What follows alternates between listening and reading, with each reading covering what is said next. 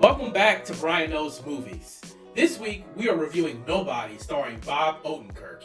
And trust me, Bob is going to mess you up. I used to be what they call an auditor. The last guy anyone wants to see at their door. Because it meant you didn't have long to live. But I left it behind to start a family. I might have overcorrected. This week we are reviewing Nobody, a movie about an ex-government agent who worked as an auditor for various government entities. As an auditor, his job was basically to find bad guys and make sure they were never heard from again. His code name was Nobody while he was doing this work. He had a desire to have a normal life. Wife, kids, 2-car garage, you know, the American dream. He retires as an auditor to start this new life. He got a regular job, supported his family, went to work every day, you know, average Joe type of stuff. But he is not happy. He has this itch to get back to the excitement of his old life.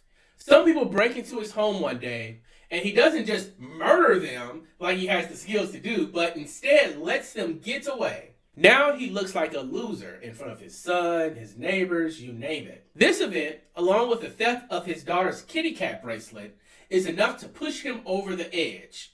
He decides to track these guys down who broke into his house and teach them a lesson.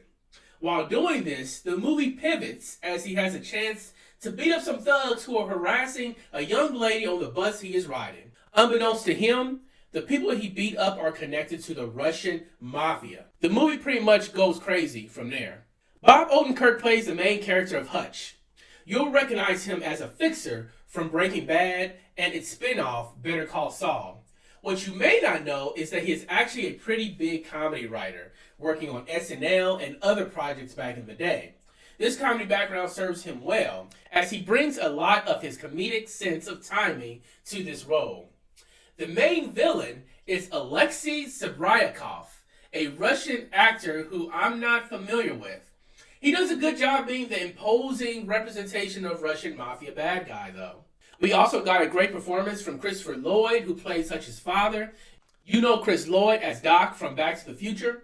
We also get a great cameo from RZA. For all those who out there don't know, Wu-Tang is for the children. And Connie Nielsen, who plays his wife. This movie is very self-aware. It does not take itself too seriously. It's over the top in every way imaginable. And it serves as a vehicle to get some badass action sequences and a huge body count. The writer, Derek Kolstad, is the same guy who wrote John Wick. And you can really see the influence of that film here. The story is kind of typical at this point, as it is similar to John Wick, Taken, The Equalizer, Jack Reacher, and even Arnold Schwarzenegger's Commando from the 1980s. It has the same story beats as the protagonist is trying to live a second normal life, but always gets pulled back into the game. The biggest trope in these stories is that this former agent is basically this superhuman weapon that can take anyone and anything down fairly easily.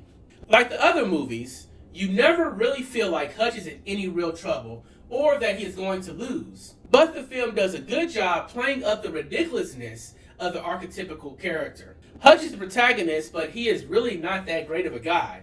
He is a government assassin and kind of a psycho killer after all. And yet, you are still rooting for him to absolutely wreck these Russian mafia guys because you know they are bad and it's a lot of fun seeing them get their just due. The movie is fast-paced and wants to get to the action and blood sport as soon as possible.